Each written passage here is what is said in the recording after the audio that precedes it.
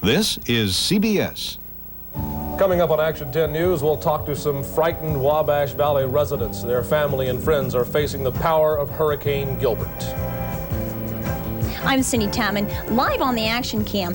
This is the only sure way to reach people who are trapped in the heart of Hurricane Gilbert. Also, police are still looking for the cause of a fire that claimed the life of a woman in Washington, Indiana. Kevin Orpert concludes his series on computers and forecasting. And Mike King has tonight's Athlete of the Week. It's all next on Action 10 News. Proud to serve Western Indiana and Eastern Illinois. This is WTHI-TV, Terre Haute.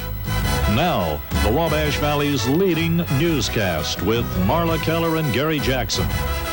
Kevin Orpert's computerized weather forecast. Mike King with sports. And the area's only live on-the-spot coverage. This is Action 10 News. Every morning I wake up, I was worried that he wouldn't be there. And he'd always say, "Where's my little girl?" And I'd always run out and jump out to him. I'm just afraid that it's going to get hit and he's not going to survive. Good evening, I'm Marla Keller. And I'm Gary Jackson. Forecasters at the National Hurricane Center in Miami are warning residents along the Texas coastline to get ready for Hurricane Gilbert. Many people throughout that state are planning for the worst, but there are people right here in the Wabash Valley who tonight are concerned for family and friends who are located in Gilbert's path. You know, and I'm scared for my family, especially my daughters and my son. And I wish there was something I could do, but all I say is that I love them and that I hope that God's with them. Lupe Taylor and her family have reason to fear the wrath of Hurricane Gilbert.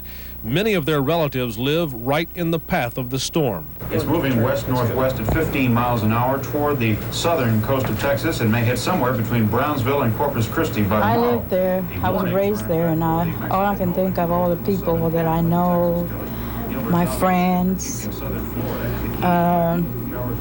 people that are dear to me, you know, that I wish, you know, they were up here, all of them. For the past few days, Lupe tried in vain to reach her family in Corpus Christi, but she got the same answer. All right, thank you. I can't. They only allow one time to Texas, and that's it, no more. I couldn't get through. Circuits are busy.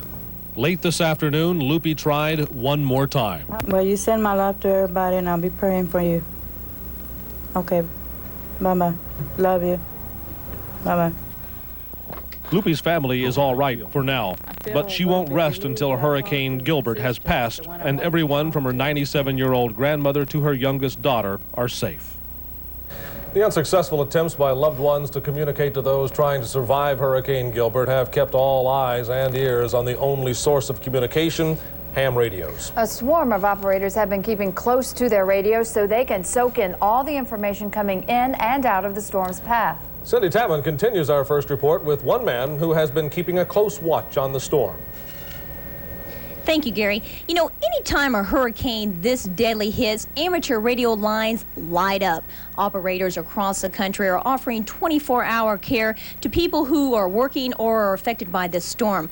Joining me live is Bill Payton. Bill is a volunteer with the American Red Cross.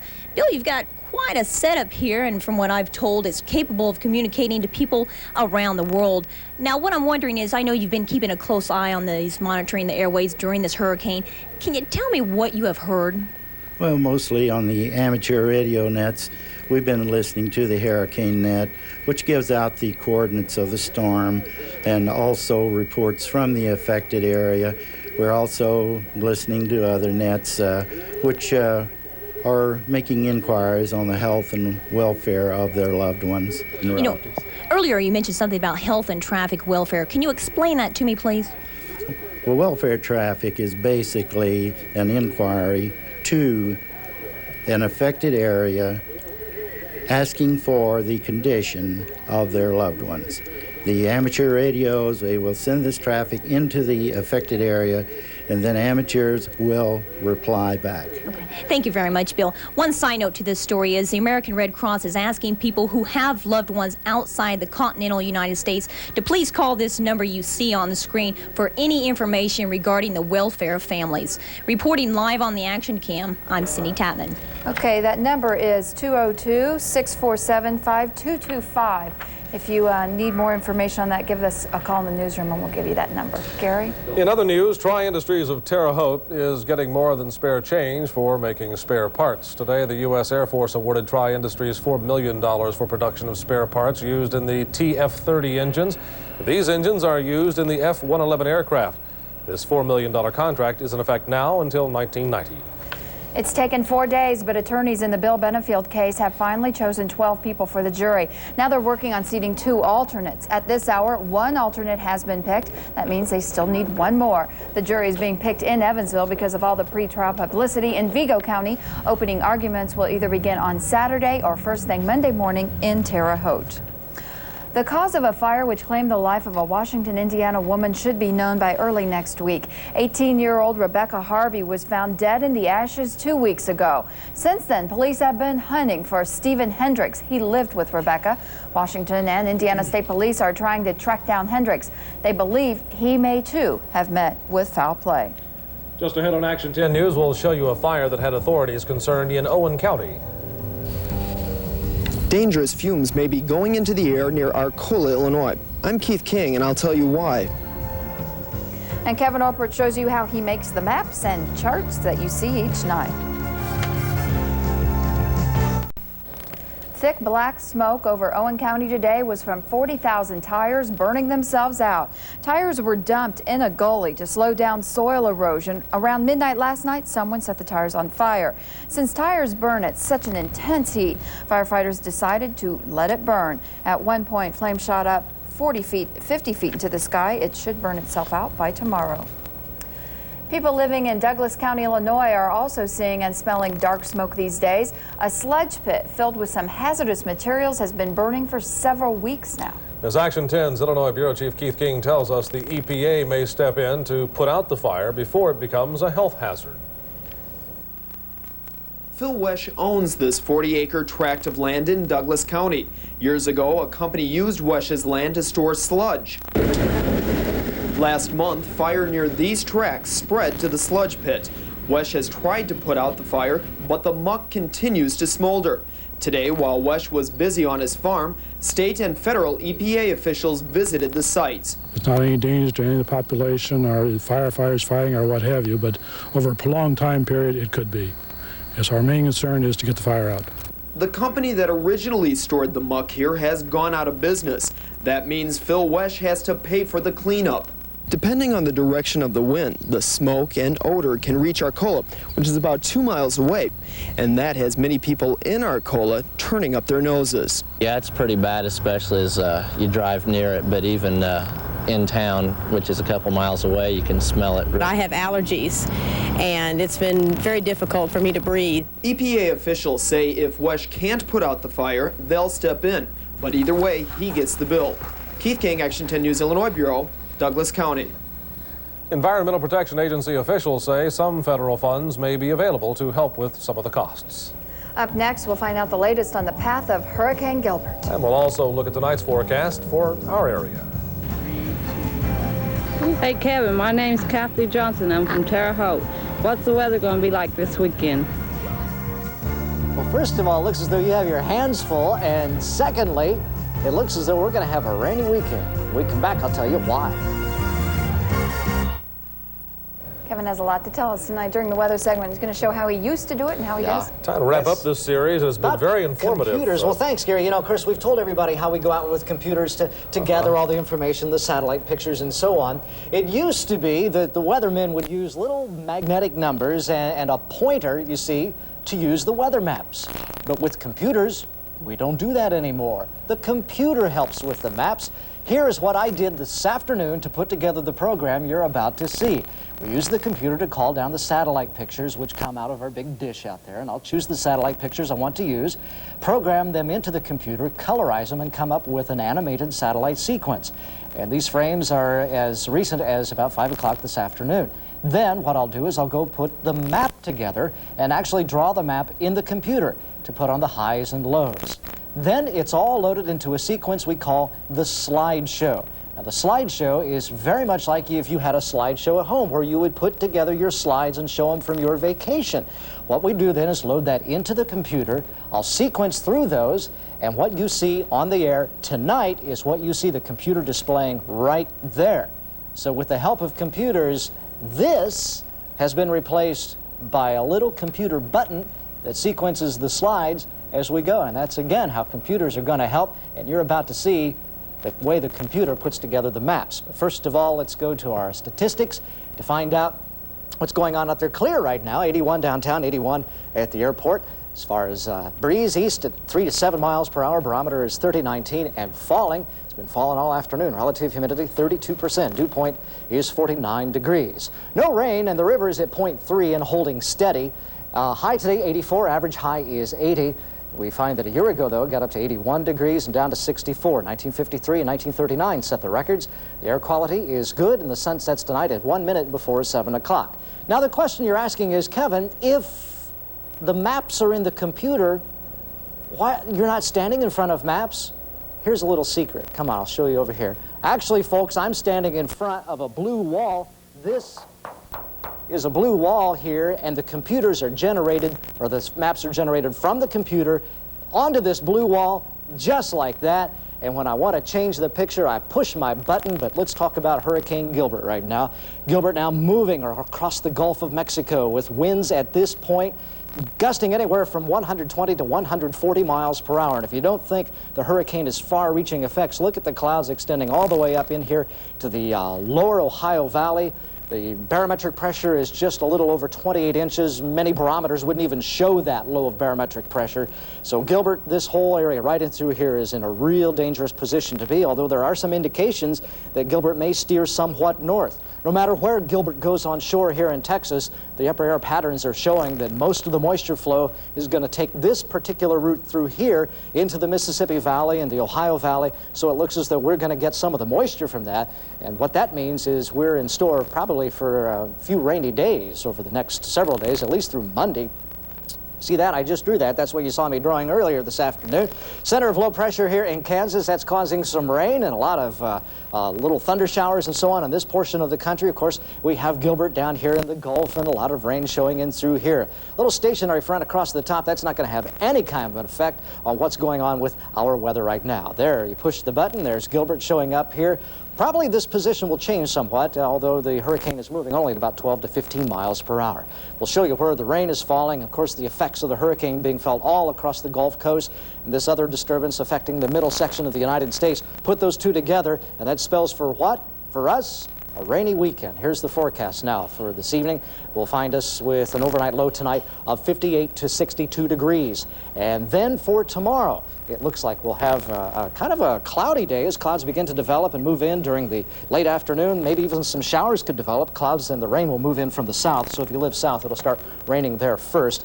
Tomorrow night, cloudy, rainy, 68 to 70, and the whole extended forecast is going to call for rain. Temperatures in the 80s at least through Monday. Are these going to be thunderstorms, or are they going to just a constant downpour? The first section looks like it's probably going to be thunder showers. When we get later on into Sunday and Monday, there's the possibility of thunderstorms, but it looks more like it's just going to be rain. Okay. Thanks for that series. Sure. I remember these very well. Yeah. Days have changed in television. Yeah. Coming up on Action 10 Sports, Chicago Bear Richard Dent is taking a deep breath tonight. Mike King has the story. And next, Matt Fleck looks at the agriculture outlook for 1989.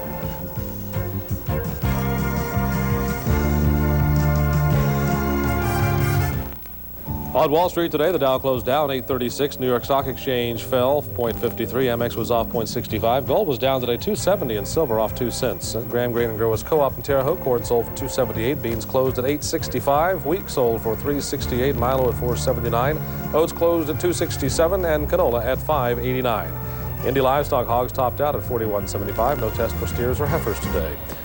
Fall is indeed a busy season for farmers. The grind of the combine can already be heard through the valley as harvesting gets underway. Others are planting canola or preparing to plant winter wheat. In the midst of all this, farmers have to think of the season ahead. Matt Fleck joined area farmers who took a break this week to look ahead to 1989. Payment, you're going to have to prove that yield. Farmers have been turning out in unusually large numbers to hear Purdue ag economists like Dave Petritz talk about the agricultural outlook for the coming year. They come with concerns about how they're going to make it through harvest this year, and worries about what 1989 may hold. Farmers are a little bit shell-shocked or a little bit sullen. They don't really want to take the offense in asking questions. They prefer to sit back, find out what's going on, and just go home and figure it out. Here's what Purdue ag economists are telling farmers. They predict corn acreage will increase next year and corn prices will drift irregularly lower.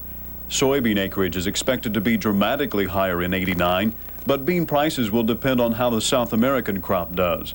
Wheat production is also expected to increase sharply.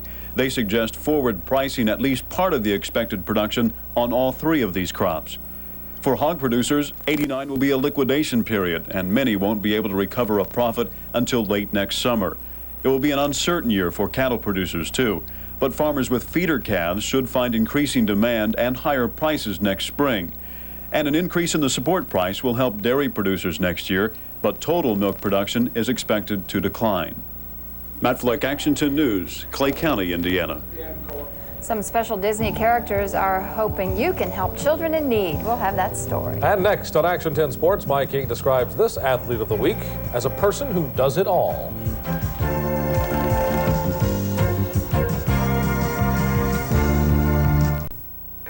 Well, the Bears could have set a dangerous precedent today with what happened. You were surprised, weren't you? Yeah, I am surprised. I'm very surprised because it does say some interesting things. Chicago Bears defensive back Richard Dent has apparently beaten the system. He will have his 30-day suspension for refusing to take a drug test lifted. Dent went to court last week so he could play in the game last Sunday against the Colts at the Hoosier Dome. Today, NFL Commissioner Pete Rozelle said that Dent would remain on the roster as long as he fully complies with the league's substance abuse policy. Just one quick question for you folks. If he can refuse to be tested, how will they know if he's violating the rules? Huh? That's one you can ponder for a while. Former NFL coach Hank Stram, he is showing marked improvement after undergoing open heart surgery at Methodist Hospital in Indianapolis. On Tuesday, Stram was moved from the cardiovascular critical care unit to a regular room today. He's been up and walking, and according to his doctor, Stram looks like $1 million. That's good to hear. The resurgence of the junior tennis program here in Terre Haute, along with numerous adult events, has turned the tennis courts at Ray Park into a popular facility. Well, the extra traffic has put some wear on the courts, and the Terre Haute Tennis Club has decided to do something about it. Club President Stan Petroulis says that a check for $5,000 will be presented to the city to help resurface those courts. That check should be presented sometime this weekend. While final preparations were being made today for the Olympic Games opening ceremonies in Seoul that start tomorrow, a couple of announcements were being made concerning future events. The 1994 Winter Games will be held in Lillehammer, Norway. The tiny city beat out Sofia, Bulgaria, and Anchorage, Alaska in the balloting. And Indianapolis has been awarded the 1991 World Gymnastics Championships. Indianapolis beat out Beijing, China, Barcelona, Spain, Paris, France, and several others to get those championships. The Mets' magic number now just 8 after a win this afternoon, and a loss by the Pirates tonight would drop the number to 7. Highlights from Shea Stadium, bottom of the 4th, a man on, and New York's Kevin McReynolds parks this Rick Sutcliffe pitch in the upper deck in left field to put the Mets up 2-0. They go on to beat the Cubs this afternoon by a count of 4-1. Our athlete of the week is a triple threat because he has to be if he's going to compete. Brad Schultz has more on triathlete Wes Hobson. We've shown you a lot of different athletes on Athlete of the Week, everything from basketball players to bodybuilders. But this week we may have our most versatile athlete yet, Wes Hobson of DePaul University. During the school year, Hobson swims for the DePaul swim team, but in the summer he goes for the harder stuff, triathlons. And last week he finished 2nd overall at the National Triathlon Championship in Wilkes-Barre, Pennsylvania. In swimming, I usually am first out of the water. So I have the advantage of these other people where they have to catch me.